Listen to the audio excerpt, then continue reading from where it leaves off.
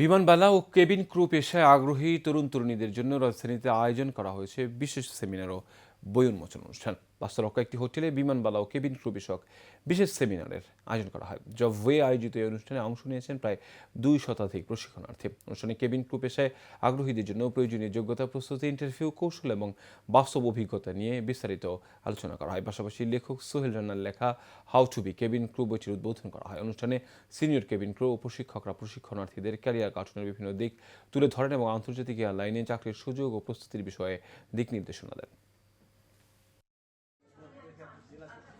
আমরা কেন এই পেশায় আসতে চাই? এই পেশাতে কিন্তু অনেক চ্যালেঞ্জ আছে, অনেক রিস্ক আছে, আবার রেসপন্সিবিলিটিও আছে, কিন্তু এখানে নতুন করে স্বপ্ন দেখার সুযোগও কিন্তু আছে। সেমিনারে অ্যাটেন্ড করার জন্য আসছি, যার মাধ্যমে আমরা কেবিন ক্রু কিংবা নিউজ প্রেজেন্টের বিষয়ে বিভিন্ন টপিক শিখতে পারি।